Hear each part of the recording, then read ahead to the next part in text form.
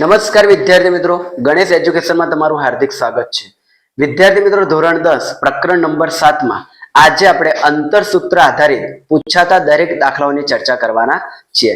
પહેલા આપણે સમજીશું કે અંતરસૂત્ર શું છે અને ત્યારબાદ તેના સ્વાધ્યાયના દાખલાની ગણતરી આપણે કરવાના છીએ. તો વિદ્યાર્થી મિત્રો, પ્રથમ આપણે જોઈએ કે અંતરસૂત્ર શું છે. તેના માટે આપણે પહેલા ગ્રાફ સમજીશું અને ગ્રાફ પરથી આપણે અંતરસૂત્ર જોઈશું.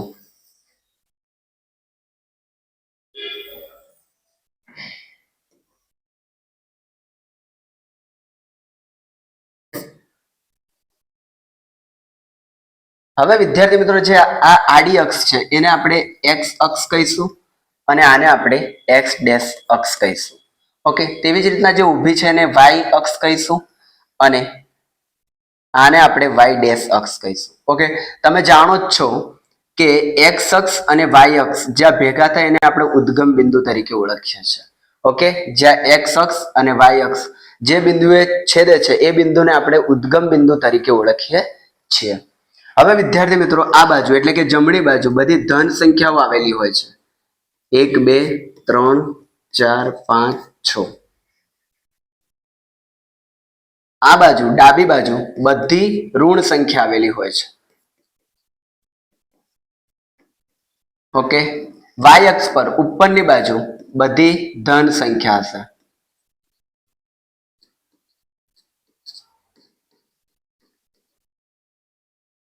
ઓકે, અને નીચેની બાજુ બધી ઋણ સંખ્યા હશે.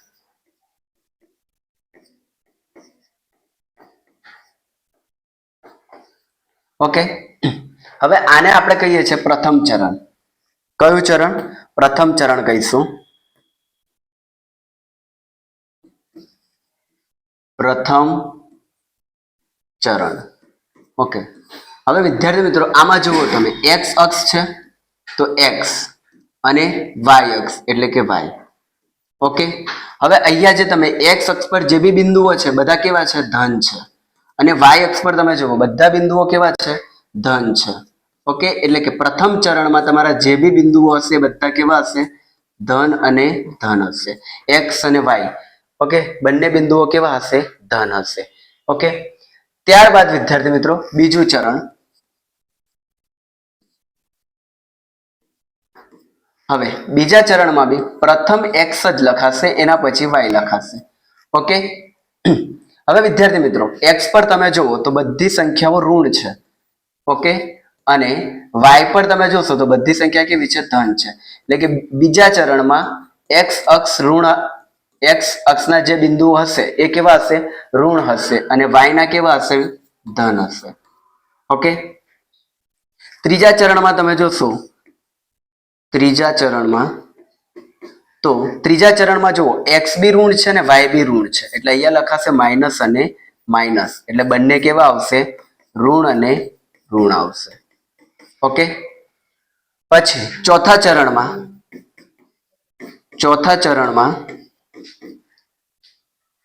એક્સ અક્ષ ધન આવશે અને વાય અક્ષ ઋણ આવશે.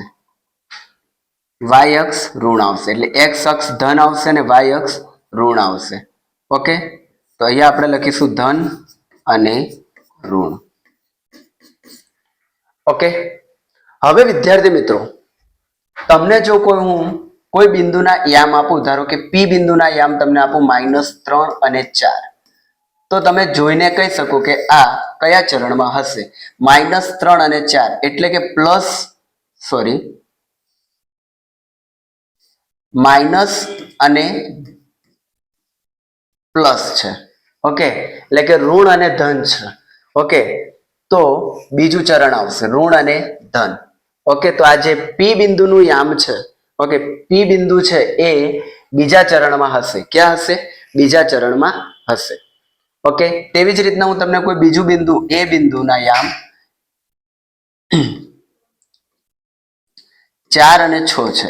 એક્સ 4 છે, વાય 6 છે.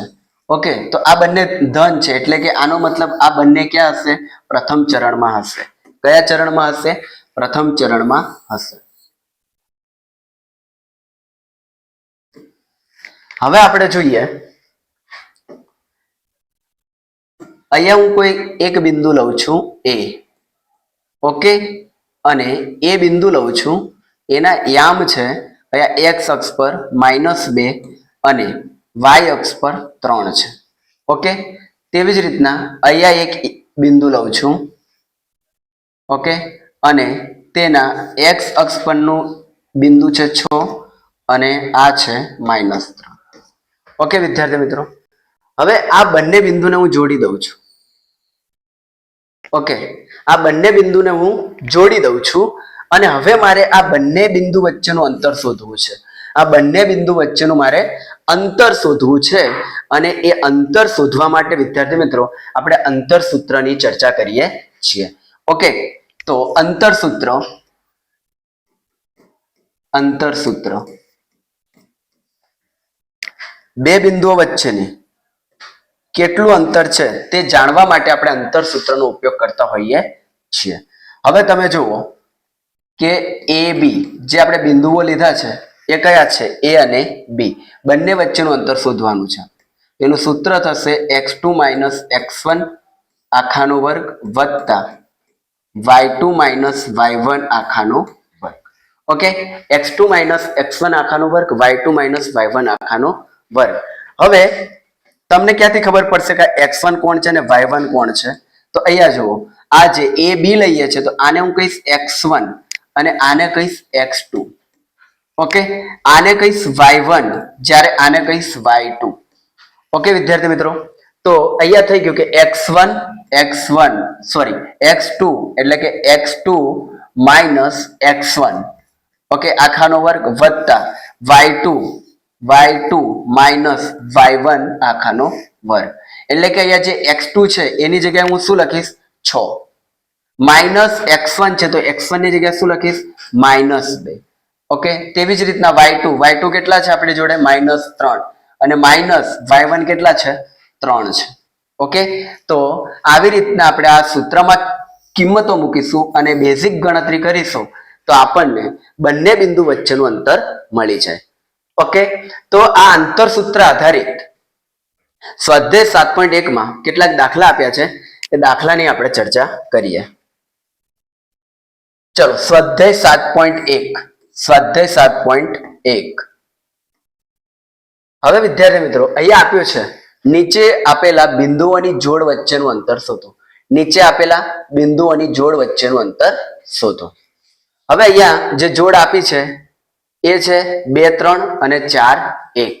તો અહીંયા કશું નામ આપ્યું નથી એટલે હું નામ આપી દઈશ પહેલાને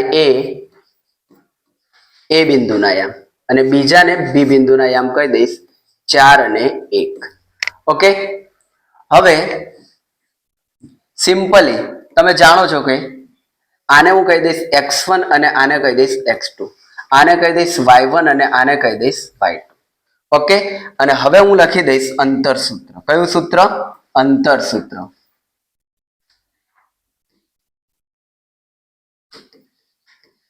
અંતર સૂત્ર કયું લખીશ વિદ્યાર્થી મિત્રો? એ બી બિંદુ છે એટલે એ બી નો વર્ગ બરાબર x2 - x1 આખાનો વર્ગ વત્તા y2 - y1 આખાનો વર્ગ, ઓકે. હવે વિદ્યાર્થી મિત્રો x2 જોવો તમે, x2 ક્યાં છે? આયરા કેટલા છે 4, તો અહીંયા શું મૂકીશ 4. x1 અહીંયા કેટલા છે 2, તો અહીંયા શું મૂકી દઈશ 2 આખાનો વર્ગ. હવે y2 અહીંયા જોવો તમે કેટલા દેખાય 1 છે તો શું લખીશ 1 અને y1 કેટલા દેખાય છે અહીંયા 3, તો અહીંયા શું લખીશ 3 આખાનો વર્ગ. 4 માંથી 2 જાય તો કેટલા રહે 2 નો વર્ગ વત્તા 1 માંથી 3 જાય તો કેટલા રહે -2 આખાનો વર્ગ. હવે 2 નો વર્ગ કેટલો થાય 4, અહીંયા -2 નો વર્ગ કેટલો થશે તો -2 ગુણ્યા -2 કરશો તો વર્ગ એનો થશે 4, કેમ કે ગુણાકારમાં બંને માઇનસ માઇનસ કેવા થઈ જશે પ્લસ થઈ જશે. કેવા થશે પ્લસ થઈ જશે. તો અહીંયા આવશે 4. તો 4 ને 4 કેટલા થશે વિદ્યાર્થી મિત્રો 8. કેટલા થશે 8, ઓકે. હવે અહીંયા તમે જુઓ AB નો વર્ગ છે, ઓકે. AB નો વર્ગ છે, જ્યારે વર્ગ બરાબરની આ બાજુ જાય તો શું થાય? વર્ગમૂળ બની જશે અને 8 અંદર મૂકી દઈશ. ઓકે, હવે AB બરાબર 8 ને હું આવી રીતના બી લખી શકું, 4 દુ 8. ઓકે, અને જેમાંથી 4 નું વર્ગમૂળ તમને દરેકને આવડે છે. શું હોય છે? 4 નું વર્ગમૂળ 2, અને વર્ગમૂળ 2 નું વર્ગમૂળ નીકળી શકતું નથી, એટલે એને આપણે લખીશું વર્ગમૂળમાં 2. ઓકે, તો AB નું જે બી અંતર હશે, AB નું અંતર કેટલું હશે વિદ્યાર્થી મિત્રો?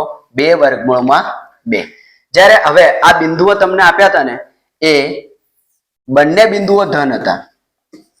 બંને બિંદુઓ ધન હતા, x y બંને બિંદુઓ ધન હતા, એટલે કે આ બંને પ્રથમ ચરણના બિંદુઓ હતા.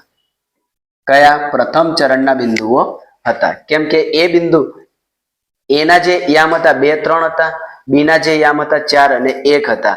ઓકે, એટલે કે x અને y બંને ધન હતા, એટલે પ્રથમ ચરણના હતા.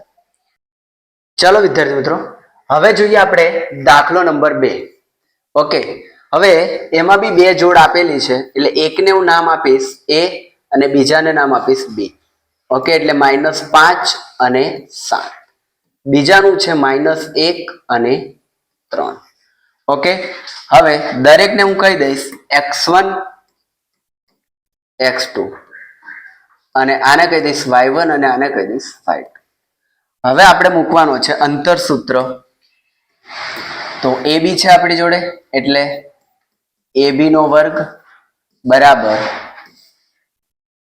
x2 - x1 આખાનો વર્ગ વત્તા y2 - y1 આખાનો વર્ગ.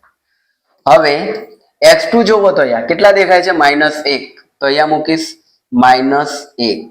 ઓકે, અને માઇનસ x1 કેટલા દેખાય છે? -5, તો અહીંયા કરીશ -5 આખાનો વર્ગ વત્તા y2 કેટલા છે આપણી જોડે? 3 છે, અને y1 કેટલા છે? 7 છે. નબળામાં નબળું વિદ્યાર્થી હોય ને, તેને પણ આટલી તો ખબર પડે કે અહીંયા x2 x1 y1 y2 જે આવી રીતના નામ આપી દેવાનું છે, સૂત્ર મોઢે કરી લેવાનું છે, આવી રીતના કિંમતો મૂકી દેવાની છે. હવે માઇનસ માઇનસ કેવા થશે? પ્લસ થશે, તો -1 માઇનસ માઇનસ પ્લસ 5 આખાનો વર્ગ વત્તા 7 માંથી 3 જાય, સોરી 3 માંથી 7 જાય તો કેટલા રહેશે? -4 આખાનો વર્ગ. હવે જુઓ, માઇનસ પ્લસ માઇનસ થશે તો આવશે 4, પ્લસ 5 મોટા છે તો 4 કેવા રહેશે? પ્લસ જ રહેશે, વત્તા -4 આખાનો વર્ગ. 4 નો વર્ગ 16, -4 નો વર્ગ બી 16. ઓકે, હવે 16 ને 16 કેટલા થશે? 32. કેટલા થશે? 32. પરંતુ અહીંયા આપણો દાખલો પતતો નથી. અહીંયા છે AB નો વર્ગ, સોરી અહીંયા મેં વર્ગમૂળ કરી દીધું, પહેલેથી જ વર્ગમૂળ કરી દીધું. ઓકે, 16 ને 16 કેટલા થશે? 16 ને 16 કેટલા થશે? 32 થશે. ઓકે, પરંતુ અહીંયા વર્ગ છે, હવે બરાબરની આ બાજુ જશે તો શું થશે? વર્ગમૂળ 32. ઓકે, હવે શું કરીશ? AB બરાબર 32, એટલે એને હું આવી રીતના લખીશ 16 દુ 32. શું લખીશ? 16 દુ 32. ઓકે, અને 16 દુ 32, તો 16 નું વર્ગમૂળ કેટલું છે તમને ખબર હશે? શું છે 16 નું વર્ગમૂળ? 4. વર્ગમૂળ 2 નું વર્ગમૂળ નીકળે? ના નીકળે, તેને શું લખીશ? વર્ગમૂળમાં 2. તો આ થઈ ગયો આપણો જવાબ, 4 વર્ગમૂળમાં 2. ઓકે, હવે આને આપણે જાણવું હોય કે આ A અને B કયા ચરણમાં આવેલા હશે, તો અહીંયા જુઓ માઇનસ અને ધન છે. ઓકે, એટલે એ આમાં હશે. x ઋણ છે. ઓકે, એટલે આ જે A બિંદુ છે ને એ બીજા ચરણમાં હશે. ઓકે, અને બીજું બિંદુ B એ બી બીજા ચરણમાં હશે, કેમ કે માઇનસ અને પ્લસ છે. ઓકે, ચલો આ તો આપણો જવાબ. દાખલો નંબર 3, એમાં બી 2 જોડ આપેલી છે. હવે દરેકને નામ આપી દઈશું, પહેલા A અને B. આને કહી દઈએ A B, અને આને છે -A અને -B. ઓકે, ગયા દાખલામાં કર્યું એ જ રીતના અહીંયા આપણે લખી દઈશું, આને કહીશું x1, આને કહીશું x2, આને કહીશું y1 અને આને કહીશું y2. હવે મિત્રો અંતર સૂત્ર ફરીથી લખી દઈશું, ab નો વર્ગ બરાબર x2 માઇનસ x1 આખાનો વર્ગ વત્તા y2 માઇનસ y1 આખાનો વર્ગ. હવે જુઓ x2 શું છે આપણી જોડે? માઇનસ a માઇનસ x1 શું છે આપણી જોડે? a આખાનો વર્ગ. y2 શું છે વિદ્યાર્થી મિત્રો આપણી જોડે? માઇનસ b અને y1 શું છે આપણી જોડે? b. ઓકે, માઇનસ માઇનસ કેવા થશે? પ્લસ થશે એટલે આવશે માઇનસ a આખાનો માઇનસ 2a, a પ્લસ થશે એટલે 2a નો વર્ગ વત્તા માઇનસ માઇનસ પ્લસ એટલે b પ્લસ b એટલે કેટલા થાય? 2b સ્ક્વેર અને માઇનસ છે એટલે માઇનસ. ઓકે, હવે 2 નો વર્ગ કેટલો થશે? 4 અને a નો વર્ગ જ રહેશે. તેવી જ રીતના અહીંયા 2 નો વર્ગ કેટલો થશે? 4 અને b નો વર્ગ જ રહેશે. ઓકે, ઘણા વિદ્યાર્થી મિત્રો અહીંયાથી દાખલાને આમ ગણી નાખે છે, 4a નો વર્ગ વત્તા 4b નો વર્ગ અને પછી આને લખશે 8a square plus b square, પણ આ જે જવાબ છે તમારો ખોટો ગણાશે. ઓકે, અહીંયા શું પ્લસ છે એટલે હું 4 અને 4 બંનેને કોમન કાઢીશ બહાર અને અહીંયા રહેશે a નો વર્ગ વત્તા b નો વર્ગ. ઓકે, હવે અહીંયા જુઓ તમે, અહીંયા શું છે તમારી જોડે? ab નો વર્ગ છે અને વર્ગ જ્યારે બરાબરની આ બાજુ જાય તો શું બની જશે? વર્ગમૂળ બની જશે. શું બની જશે? વર્ગમૂળ 4a square plus b square. Okay, હવે ab બરાબર 4 નું વર્ગમૂળ તમને ખબર છે કેટલું નીકળે? 2 નીકળે, પરંતુ a square plus b square નું નીકળશે નહીં એટલે એને અંદર જ રાખીશ, a square plus b square. તો આ જે જોડ હતી તમારી a b અને માઇનસ c અને માઇનસ b, ઓકે, તો આનો જવાબ કેટલો આવશે? 2 વર્ગમૂળમાં a નો વર્ગ વત્તા b નો વર્ગ. ઓકે વિદ્યાર્થી મિત્રો.